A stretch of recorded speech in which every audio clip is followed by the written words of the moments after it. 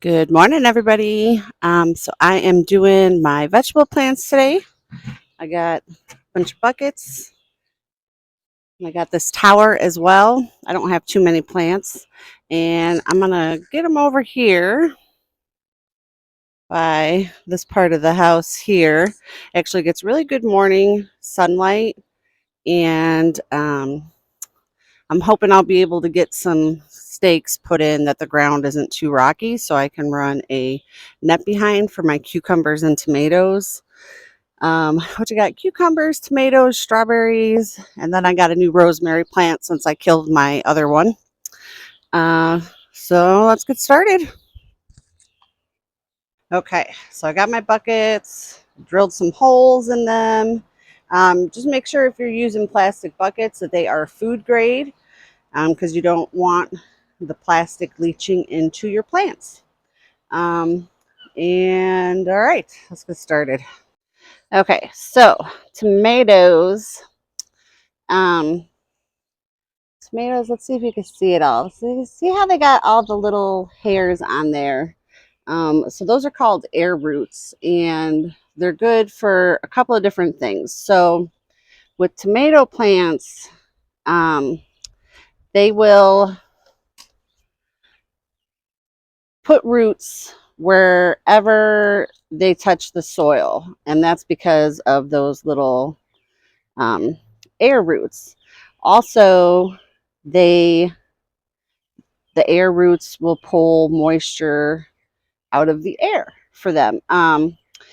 So when you're planting tomato plants, especially like these ones are really leggy, you want them just plant it deeper. So I'm cutting off, I don't know if you guys could see that, I'm cutting off all the little branches on my tomato plants.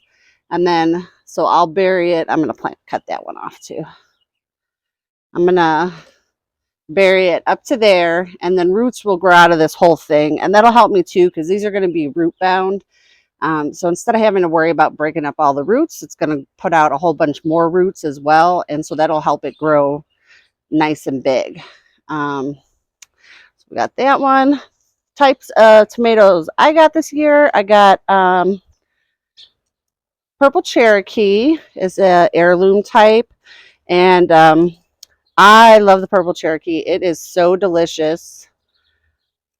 So it's really good. Like you could just eat it like an apple. It's so good. It's sweet, but not too sweet.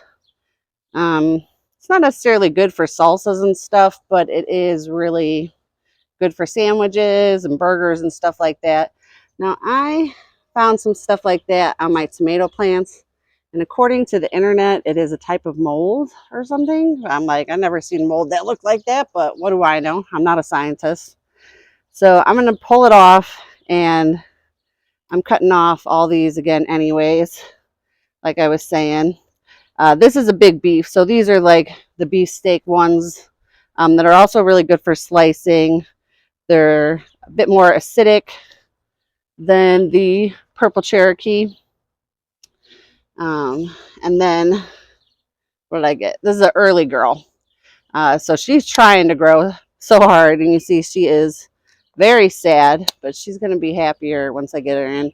So these are supposed to, if you get them in the ground when you're supposed to, are supposed to give you some tomatoes, I think by the end of June or beginning of July.